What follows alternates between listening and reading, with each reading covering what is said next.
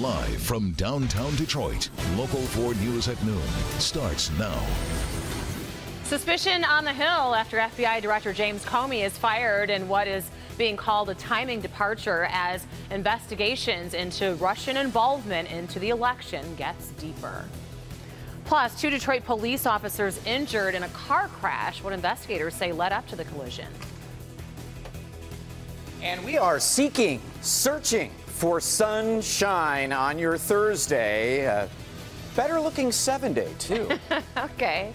And I don't know. I mean, we had sunshine all week long. Yeah. So a few clouds, a little rain in the morning, we shouldn't complain about, right? But we always have something to complain about, do we do. not? Freeze warnings, yeah, then we get the sun. And today we start with rain, and we're seeking the sun. Come on. Where are our San Diego days of just 70 and sunshine, man, hanging out at the beach? We have temperatures in the low 50s, 54 degrees at Metro Airport, 55 in Flint, and 50 degrees over in Port Huron. Northeast winds are a difference maker. Without the sun, especially cooler up in the Thumb region, probably only into the low, maybe middle 50s, while the rest of us will see a little bit of sun coming out later this afternoon, and especially as we head into the evening hours, near 60 degrees, maybe a couple of low 60s inland away from the big lakes because of these northeast winds. They're not super strong, but a little bit of a bite in the air, a little bit of a chop on the waters on the east side here.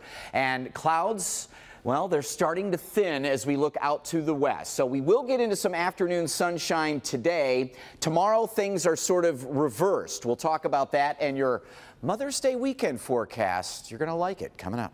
All right, sounds good, Brandon. Thank you. Bipartisan suspicion is growing on the Hill as the timing and cause of FBI Director James Comey's firing. Meanwhile, the Senate Intelligence Committee has now subpoenaed former National Security Advisor Michael Flynn to turn over documents relating to the Russian probe. NBC's Jennifer Johnson joins us from Washington with the very latest.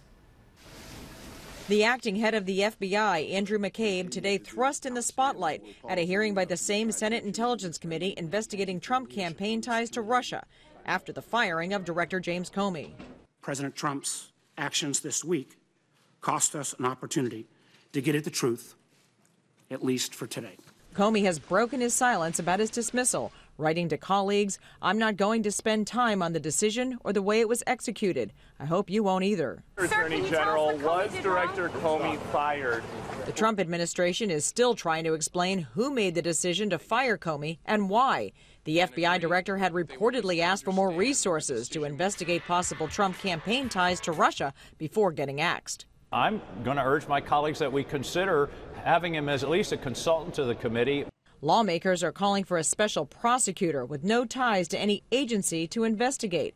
But the White House says even with Comey gone, the FBI's probe continues. Any investigation that was taking place on Monday is still taking place today. So this absolutely has nothing to do with any investigation into Russia.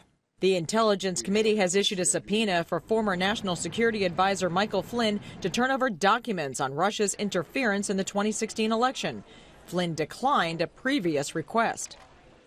And today, the Washington Post is reporting that Deputy Attorney General Rod Rosenstein threatened to quit his job after the White House pointed to him as the key person who recommended Comey be fired. Jennifer Johnson, NBC News, Washington. Thank you, Jennifer. And you don't want to miss this. Tonight, Lester Holt sits down with President Trump for an exclusive one-on-one interview that you can watch right here on Local 4 beginning at 6:30 tonight. And 2 Detroit police officers and another man are recovering after being involved in a crash on the city's west side. It happened on Greenfield Road near Pickford. Local 4's Nick Monticelli joins us now with the very latest. Nick? Good afternoon. As you mentioned, the most important part here is that everyone is going to be okay, especially those DPD officers. If you look, you can see the damage to their patrol vehicle here. Obviously, some pretty bad front end damage. And then if you look over there, that car is being taken away as we speak. That is the vehicle that pulled in front of this Detroit police cruiser. So this happened at about 5:30 this morning, actually 6:30 this morning.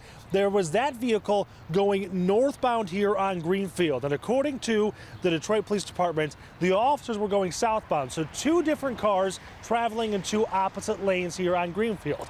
But then the driver went to make a left turn, and instead of waiting for whatever reason, turned right in front of this Detroit police car. So as far as injuries go, you've got the officer who was driving, he hurt his back. Then you had his partner, the passenger, he has leg injuries. And then the other driver is a 66-year-old man. He was also hurt. He also has leg and back injuries. And by the way, the Detroit Police Department says he does not have a license. Would have been a whole lot worse considering where they hit on the DPD cruiser, and that black sedan is now gone, unfortunately, but you could have seen, or you probably saw, that they hit on the rear end of that. So depending on if it would have been just a few feet either way, this injuries could have been much, much worse. I'm Nick Monticelli on Detroit's West Side, Local 4. Goodness, those officers will be okay. Nick, thank you. An investigation into a fire at a senior assisted living center is underway in Farmington Hills. You're looking at the cell phone video that captured the moment, all that black smoke and flames that was billowing out of the Baptist Manor apartment on West 13 Mile Road on Wednesday. Firefighters spent hours putting the flames out, but they and police had to move fast to get the senior residents out safely.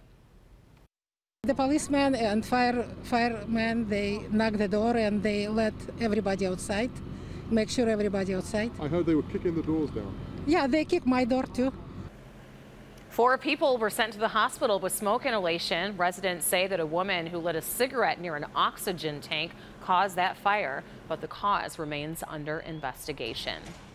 We have learned some of the identities of those killed in that fiery crash in Livingston County. It all happened Tuesday night in Osceola Township. Oakland County probation agent Candace Dunn, pictured here, and her family were coming back from a celebration, celebrating her winning an award in East Lansing. On their way home is when police believe that another car ran a stop sign and T-boned Dunn's car. Her mother, Linda Hurley, and her mother's boyfriend, and also Jerome Turtowski, were killed. In the other car, 2 men in their early 20s, Justin Henderson and Preston Wetzel, also died. 3 other victims, including Dunn's boyfriend, remain in the hospital in critical condition. Such a tragedy.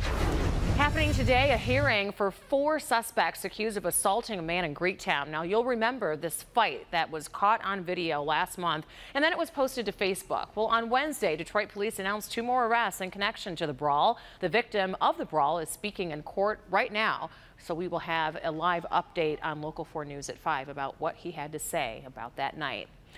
A member of the U.S. Coast Guard is heading to trial and after waiving his right to a preliminary exam this morning. 43-year-old Gregory Belkin is accused of driving drunk and more than 100 miles per hour when he rear-ended another car and sent it flying into a barrier fence. The other driver, 53-year-old Rhonda Williams, died from her injuries sustained in that accident. Belkin's been charged with second-degree murder in connection with her death. If convicted, he faces life in prison. We're now into the 3rd day of testimony in the trial of the man accused of killing Chelsea Bruck. Daniel Clay is charged with second-degree murder in connection to Bruck's death back in 2014. Today, the jury heard from a detective on the case and watched an interview between Clay and police. The defense maintains that Bruck's death was an accident. And you can keep it right here. We will continue to have updates for you on the trial, both here and on clickondetroit.com. Meanwhile, the family of a Detroit police officer killed in a hit and run is heading to Washington, D.C. to witness his name being added to the police memorial wall there in our nation's capital. Corporal Myron Jarrett, you may remember, passed away while on patrol back in October of 2016. Today, his entire family will fly to D.C. in preparation for a weekend of events marking National Peace Officers Memorial Day. It's a day that Corporal Jarrett's widow, Sasha, says has been hard to accept. I've been telling everybody I really don't want to go, only because it's gonna be all too real for me. Seeing my husband's name on that wall is like, okay, he's not coming back. Hopefully the other families there will be comforting for her. This comes as Corporal Jarrett's son, Christian, is actually studying to take an exam to follow in his father's footsteps. Despite the recent violence surrounding Detroit police officers, Christian Jarrett says he is not deterred. Next, here on Local 4 News at noon, dramatic video showing the moments a motorcyclist loses control and smashes right into a truck. We're going to show you the rest of this video up next. Plus, it was quite the graduation ceremony as students at one historically black college turned their backs on their keynote speaker. Find out who it was. And a split-second decision may have saved the lives of so many children. Those stories and more when we come back. Q Line is just hours away from opening. I don't know, did you notice there's a brand new signal that you need to be aware of? The 4 things you need to know to coexist with the Q Line today at 4 on First at 4. Welcome back, everybody. Topping today's headlines, U.S. Attorney General Jeff Sessions gave the opening remarks today at a drug abuse summit in West Virginia. West Virginia is one of the hardest hit states by drug addiction every year. Last year alone, 864 people died from heroin and opioids. Today, Sessions joined with the Community Anti-Drug Coalitions of America and the Drug Enforcement Administration to talk about ways to help limit drug use in the state and across the country. Thank you so very, very much for this great honor and privilege. And it's a real honor and privilege to be with you. Well, it was quite the commencement in Florida at Bethune-Cookman University. Students stood turning their backs on their commencement speaker, Education Secretary and Michigan native Betsy DeVos. Students at the historically black college protested the choice of speaker for days prior to her arrival, but the school's president wouldn't budge. Secretary DeVos has been criticized for saying historically black colleges are, quote, real pioneers when it comes to schools of choice, when in fact the schools were actually started because African Americans were not allowed to attend white schools. The trial continues today for an Oklahoma police officer who shot and killed an unarmed man. 43-year-old Betty Jo Shelby is charged with first-degree manslaughter in the shooting death of 40-year-old Terrence Crutcher last September. The shooting was caught on tape by a police helicopter, and a police dashcam camera shows defense attorneys say that Crutcher was acting aggressively, but prosecutors say he was unarmed and had his hands raised.